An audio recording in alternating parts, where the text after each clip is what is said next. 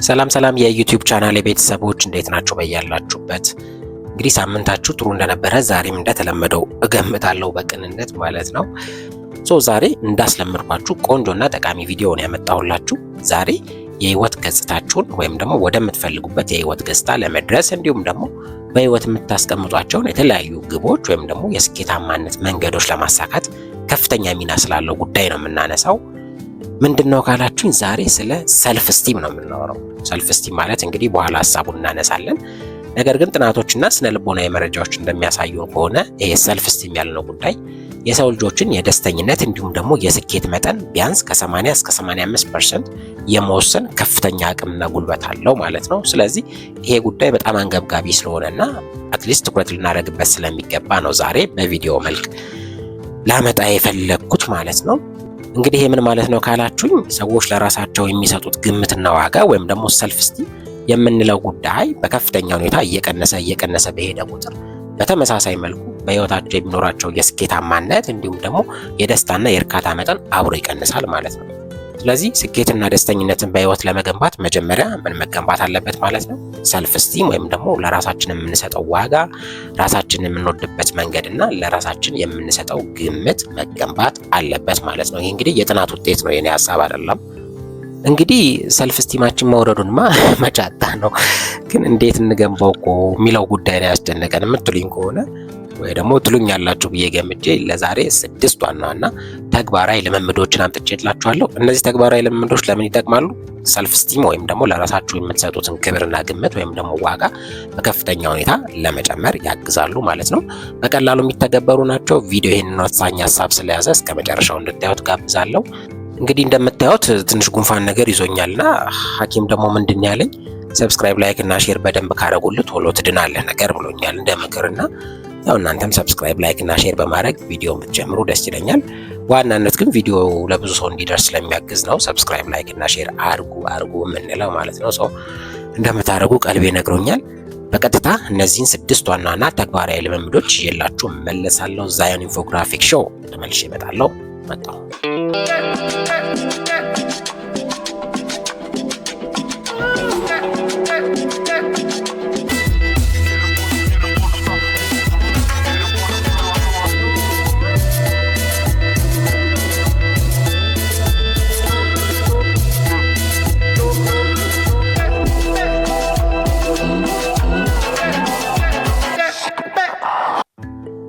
እንግዲህ ይሄ ለራስ የሚሰጥ ግምት ወይም ደግሞ ሰልፍ ስቲም ያልነው አነስ በሚልበት ጊዜ ወይም ደግሞ ዝቅተኛ በሚሆንበት ጊዜ በተለያዩ የህይወት ገጾቻችን መንጸባረቁ አይቀርም። ለምሳሌ እንደ ምሳሌ የሆነ አንድ ፕሮግራም በጭንቅላታችሁ አስቡና ሜቢ ሰርግ ሊሆን ይችላል። እንግዲህ ጽድት ያለ ወንበርና አዳራሽ ውስጥ አንዳንዴ ሰዎች እዛ ወንበር ላይ ለመቀመጥ ሲቸገሩና ሌላ አነስ ያለ መቀመጫ ወይም ደግሞ ቦታ ወይም ደግሞ ወደ ጓዳ ለመሄድ ሁላ ሲሞክሩ አይታችሁ ሊሆን ይችላል። አሁን ይሄ አንድ ሲምፕል ኤግዛምፕል ነውና ምን ማለት ነው? በዛ ሰዓት ሳይኮሎጂካሊ ምንድን ነው የሚያስቡት? ያ በጣም ጽድት ያለ ቦታ ወይም ደግሞ ኢንቫይሮንመንት በቃ ለኔ ይበዛብኛል ወይም ደግሞ እኔ ለዚህ ቦታ አልመጥንም፣ ስለዚህ አነስ ያለ ቦታ ላገኝ ይገባኛል የሚል አይነት ሜንታሊቲ ውስጥ ስለሚገቡ ነው እንግዲህ ሌላ ወይ አነስ ያለ ቦታ ወይም ወደ ጓዳ ሄዶ መቀመጥና ሌሎች አማራጮችን የሚፈልጉት ማለት ነው። ሌላ ምሳሌ ደግሞ እዚህ ጋር ብንጨምር ለምሳሌ የሆኑ ጓደኞች አንድ ላይ ተሰብስበው እየተዝናኑ ወር ቺል እያደረጉ ነው ብላችሁ ብታስቡ ከመሃል ግን አንድ ሰው ወይ ሁለት ሰው ምቾት ሲያጣ ልታዩት ትችላላችሁ። እንግዲህ በመሃል ወይ አለባበሱ ወይም ጫማውን አይታይት ሲያደርግ ታዩታላችሁ ብዙ ጊዜ ኖቲስ ካደረጋችሁና በዛ ሰዓት ብዙ ጊዜ ምን አይነት ሜንታሊቲ ውስጥ ነው የሚሆኑት? አለባበሴ ቦታውን አይመጥን ይሆን እንዴ ምናምን፣ ወይም ደግሞ እንደነሱ አልዘነጥኩ ይሆን እንዴ፣ ወይም ደግሞ መምጣቴ ልክ አልነበር ይሆን እንዴ አይነት ነገር ማሰብ ይጀምራሉ ማለት ነው። ስለዚህ ምን ማለት ነው? ለራሳቸው የሰጡት ግምት እንዲሁም ዋጋ ለዛ ቦታ የሚመጥን አይደለም ወደሚል ድምዳሜ ስለሚወስዳቸው ነው ምቾት የሚያጡት ማለት ነው። ስለዚህ ትንሽ በሚመስሉ እንዲሁም ደግሞ በትላልቅ የህይወት ጉዳዮቻችን ላይ አነስተኛ የሆነ ለራስ የሚሰጥ ዋጋና ግምት ወይም ደግሞ ሰልፍ ስቲም ሲኖር በመጀመሪያ ምቾት የምናጣው እኛ ነን። በቀጣይነት ደግሞ በአካባቢያችን ያለውን ሰው ወይም ደግሞ አካባቢ ሁኔታውን መረበሻችን አይቀርም። ሌላኛው የምንፈልገውን ነገር ከህይወት ማግኘት እንዳንችል ያደርገናል ዴፊኒትሊ። ቢኮዝ አንድ ሰው ዝቅተኛ የሆነ ለራስ የሚሰጥ ግምት አለው ማለት ባጭሩ ምን ማለት ነው? በራሱ የሚተማመንበት መጠንም በከፍተኛ ሁኔታ አብሮ ይወርዳል። እንዲሁም ደግሞ በህይወት ጥሩ ነገር ይገባኛል ብሎ እነዛን ጥሩ ነገሮች ለማሳካት የሚሄድበት ኮሚትመንት ወይም ደግሞ ጥንካሬ በዛው ልክ መውረዱ አይቀርም። ስለዚህ የእነዚህ ድምር ውጤት ደግሞ ምንድነው የሚያደርገው? የስኬት ደረጃውን ወይም ደግሞ በህይወት ማሳካት የሚገባውን ነገር እንዳያሳካ ያደርገዋል ማለት ነው።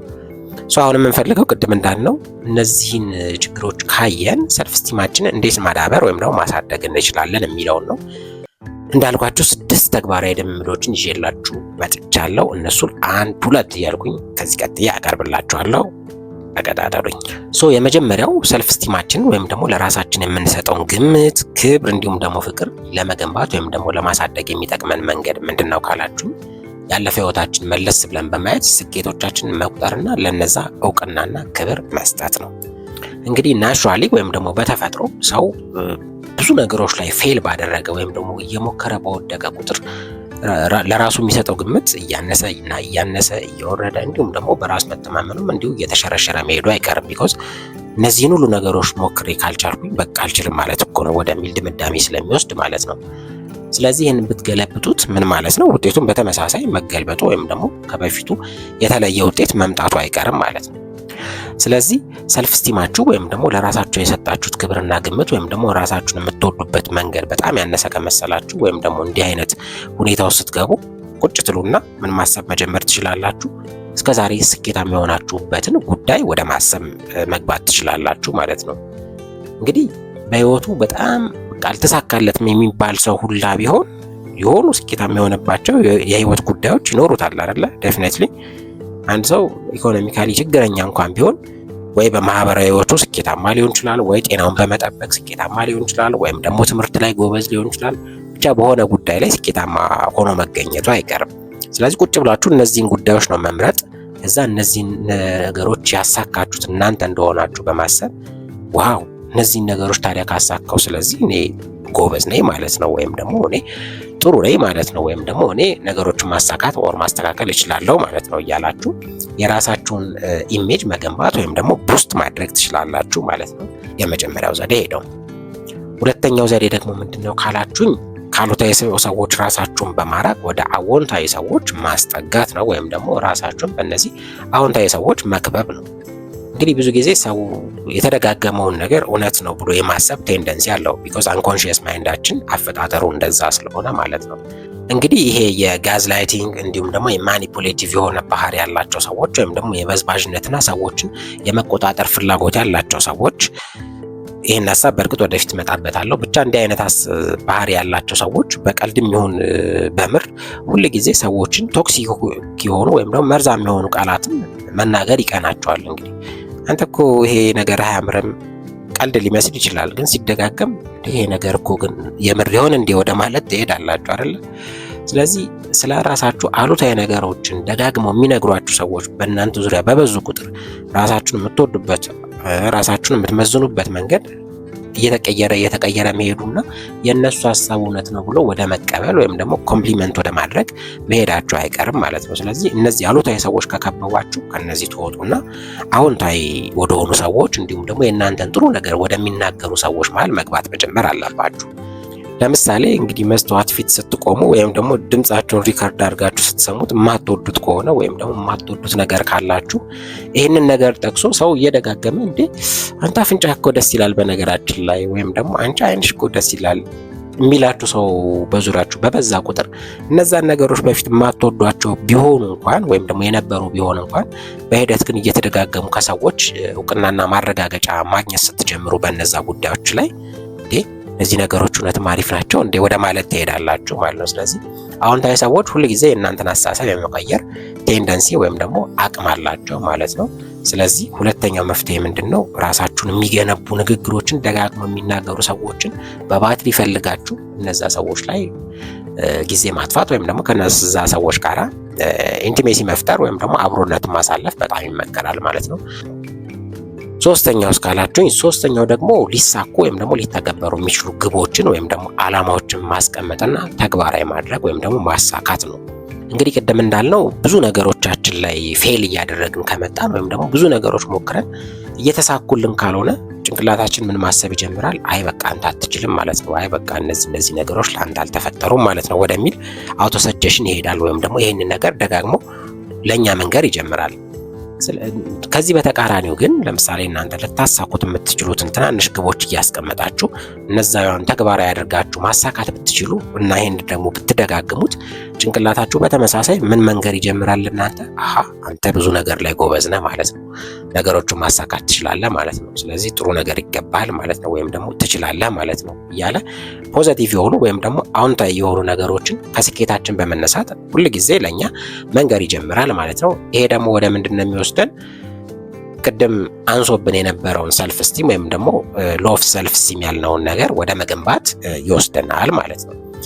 ሶስተኛው መፍትሄ ትናንሽ የሆኑ ልታሳኳቸው የምትችሏቸውን ተግባራት ወይም ደግሞ እቅዶችን በማስቀመጥ እነሱን ተግባራዊ ማድረግና ማሳካት ነው። ይሄ በነገራችን ላይ በጣም ወሳኝ ዘዴ ነው። ተግባራዊ ብታደርጉት እንዴት ቆንጆ ለውጥ እንደምታዩበት ታያላችሁ ማለት ነው። ሶስተኛ ይሄ ነው። አራተኛው ዘዴ ደግሞ ፖዚቲቭ ሰልፍ ቶክ ወይም ደግሞ አውቶ ሰጀሽን ነው። ወይም ደግሞ አዎንታዊ የሆነ ለራስ የሚሰጥ ንግግር ወይም ደግሞ ለራስ የሚደረግ ንግግር ብለን ልንተረጉመው እንችላለን። በየቀኑ ጠዋት ስትነሱ በትንሹ 3 ጠንካራ የሆናችሁባቸውን ወይም ደግሞ ስኬታማ የሆናችሁባቸውን ጉዳዮች በመለየት እነሱን ለራሳችሁ ደግማችሁ መንገር። ለምሳሌ እኔ ከሰዎች ጋር ስግባባ በጣም ጎበዝ ነኝ፣ ስለዚህ በዚህ ደስተኛ ነኝ፣ አመሰግናለሁ ልትሉ ትችላላችሁ። ኦር ደግሞ እኔ ደግሞ የሰዎችን ስሜት ስረዳ በጣም ጎበዝ ነኝ፣ በዚህም ደስተኛ ነኝ ልትሉ ትችላላችሁ። ወይም ደግሞ ፊዚካሊ ሰዎች በጣም የሚማረኩብኝ አይነት ነኝ ልትሉ ትችላላችሁ። ብቻ የሆነ ጠንካራ ጎናችሁን መርጣችሁ እነዚህን ነገሮች ለራሳችሁ ደግማችሁ መንገር ማለት ነው። እንግዲህ ሰልፍ ቶክ ወይም ደግሞ ፖዚቲቭ አውቶ ሰጀሽን የምንለው ማለት ነው። ስለዚህ እንደዚህ አይነት አዎንታዊ የሆኑ ወይም ደግሞ ፖዚቲቭ የሆኑ ነገሮችን ስለራሳችሁ ደጋግማችሁ በተናገራችሁ ቁጥር ምን እያደረጋችሁ ነው ማለት ነው? ለራሳችሁ ያላችሁን ዋጋ እየገነባችሁ፣ የራሳችሁን ገጽታ እየቀየራችሁ፣ እንዲሁም ደግሞ ለራሳችሁ የሰጣችሁትን ግምት ከፍ እያደረጋችሁ ነው ማለት ነው። ውጤቱ ምንድነው? ሲምፕሊ ሰልፍ ስቲማችሁን መገንባት ወይም ደግሞ ማሳደግ ይሆናል ማለት ነው። እሺ፣ አምስተኛው ዘዴ ካልን ደግሞ አምስተኛው ዘዴ ምን መሰላችሁ? ራስን መንከባከብ መጀመር ነው። እንግዲህ ይሄ ብዙ ሰዎች ላይ እንደ ድክመት ሊቆጠር ይችላል። እንግዲህ ራስን መንከባከብ በተለያየ መልኩ ሊገለጽ ይችላል። ለምሳሌ የመጀመሪያው ወርክ ላይፍ ባላንስን ሜንቴን ማድረግ ወይም ደግሞ መጠበቅ ነው። የስራ ሰዓታችሁ የተገደበ መሆን አለበት። በቂ የእረፍት ሰዓት ማግኘት አለባችሁ። የማህበራዊ ህይወት ጊዜ መመደብ አለባችሁ። የመንፈሳዊ ህይወት ጊዜ መመደብ አለባችሁ። የጤና ጊዜ መመደብ አለባችሁ። እነዚህ ነገሮች ምን ያህል የተመጣጠኑ ናቸው እናንተ ጋር? እንግዲህ መጀመሪያው የራስን መንከባከብ መነሻ ይሄ ነው። ሌላኛው ከምትበሉት፣ ከምትለብሱት፣ ከምታሳልፉበት ቦታ ከነዚህ ነገሮች በአጠቃላይ ስትነሱ ለእኔ የሚገባ ጥሩ ነገር የምትሉትን ነገር እየመረጣችሁ ነው እነዚህን ነገሮች የምታደርጉት ወይስ ደግሞ ያገኛችሁትን ነገር ነው የምትጠቀሙት እንደማለት ነው። ጥሩ ነገር ማድረግ፣ ጥሩ ነገር መልበስ፣ ጥሩ ነገር መብላት ባለ አቅም ማለት ነው። እነዚህ ነገሮች በሙሉ ራስን የመንከባከብ መገለጫዎች ናቸው እና እነዚህን ነገሮች ልክ ፕራክቲስ ማድረግ ስትጀምሩ ራሳችሁን እየወደዳችሁ እንደሆነ በተግባር እያሳያችሁት ነው ለራሳችሁ ማለት ነው። ስለዚህ ይሄ ራሳችሁ አንዳንዴ የሆነ ቀፉት ሊላችሁ ላይ ይችላል። ይሄ ቀላል አይደለም። በነገራችን ላይ ፕራክቲስ ስታደርጉት ነው የሚገባችሁ። በደንብ ሆን ብላችሁ ራሳችሁን መንከባከብ ስትጀምሩ ማለት ነው። ስለዚህ አውቶማቲካሊ ስሜታችሁና ለራሳችሁ የምትሰጡት ግምትና ክብር እየተቀየረ እያደገ መሄድ ይጀምራል ማለት ነው። አሁን ምን ቀረን? 6ኛ ዘዴ ቀርቶናል። 6ኛው ዘዴ ደግሞ ምንድነው ካላችሁኝ ውድቀትን በጤናማ መልኩ መረዳትና መቀበል ነው። ስለዚህ አንዳንድ ጊዜ አንዳንድ ነገሮች ላይ ፌል ስናደርግ ወይም ደግሞ ስንወድቅ ይሄ ናቹራል እንደሆነ ማሰብና አክሰፕት ማድረግ ወይም ደግሞ መቀበል አሁንም ሰልፍ ስቲምን በከፍተኛ ሁኔታ ያሳድጋል። ቢኮዝ እንዲህ አይነት ውድቀት ወይም ደግሞ እንዲህ አይነት ፌላሪቲ ሁሉም ሰው ላይ ሊያጋጥም የሚችልና ኢቭን ስኬታማ የምንላቸው ሰዎች እንኳን ከመዓት ውድቀት በኋላ የሆነ ነገር እንዳሳኩ ማሰብ እንድንጀምር ስለሚያግዘን ማለት ነው። ስለዚህ ሁል ጊዜ አእምሯችሁን ራሽናል ማድረግ ያስፈልጋል። የሆነ የወደቃችሁበት ነገር ላይ አእምሯችሁ ትኩረት ማድረግና ሰልፍ ስቲማችሁ መሸርሸር ሲጀምር ስኬታማ የሆናችሁበት ጉዳይ ላይ ትኩረት እንዲያደርግ ፑሽ ማድረግ ያስፈልጋል ማለት ነው። ስለዚህ የተለያዩ ጉዳዮቻችን ላይ ፌል ማድረግ ስንጀምር ወይም ደግሞ መውደቅ ስንጀምር ምን ለጭንቅላታችን መንገር እንችላለን? እንኳን እኔ ይቅርና ትላልቅ ስኬታማ የሚባሉ ሰዎችም እኮ ብዙ ነገሮች ላይ ፌል አድርገው ነው እዛ ደረጃ ላይ የደረሱት። ስለዚህ መውደቅ ወይም ደግሞ ፌል ማድረግ ጤናማና ተፈጥሯዊ ነው ብለን ለራሳችን መንገር እንችላለን ማለት ነው። ስለዚህ አንዳንድ ጊዜ ነገሮች ላይ ፌል ስናደርግ ይሄ እኮ ተፈጥሯዊ ነው ወይም ደግሞ ማንም ሰው ሊወድቅ ይችላል የሚል አይነት ሜንታሊቲ ወይም ደግሞ አስተሳሰብ ስንይዝ ሊሸረሸር የነበረ ወይም ደግሞ ሊወርድ የነበረ ሰልፍ ስቲማችንን መታደግ እንችላለን ማለት ነው። ወይም ደግሞ ሰልፍ ስቲማችን እንዳይወርድ መከላከል እንችላለን ወይም ደግሞ ፕሮቴክት ማድረግ እንችላለን ማለት ነው። ስለዚህ የስድስተኛው ዘዴ ነው። ይህንም ተግባራዊ ልታደርጉት ትችላላችሁ ማለት ነው። እንግዲህ ሰልፍ ስቲማችሁ ወይም ደግሞ ለራሳችሁ የሰጣችሁት ዋጋ፣ ግምት፣ ራሳችሁን የወደዳችሁበት መጠን በጣም አንሶ ራሳችሁን እስክትጠሉ ድረስ ተቸግራችሁ ከነበረ በእርግጥ በነፍስ ነው የደረስኩላችሁ ማለት ነው። ስለዚህም ቪዲዮ ላይክ ማድረግ ቻናሉ ደግሞ ሰብስክራይብ ማድረግ አትርሱ ለማለት እወዳለሁ። በዛ ላይ ጉንፋኑም እንዲሻለኝ እነዚህን ነገሮች ብታደርጉ ጥሩ ነው። ሐኪም እንዳለው ማለት ነው ቅድም እንደነገርኳችሁ። ዛይን ኢንፎግራፊክ ሾው የዛሬውን ቆንጆ ቪዲዮ በዚህ መልኩ አብቅቷል። ሳምንት ደግሞ በሌላ ቆንጆና ተወዳጅ ቪዲዮ እመለሳለሁ። እስከዛው ሳምንቱ ሁሉ በያላችሁበት መልካም የስራ የትምህርት ወይም ደግሞ ማንኛውም ነገር የምታከናውኑበት ጊዜ እንዲሆንላችሁ እመኛለሁ። እስከ መጨረሻው ስላያችሁ አመሰግናለሁ። መልካም ጊዜ ይሆንላችሁ በያላችሁበት። ባይ ባይ።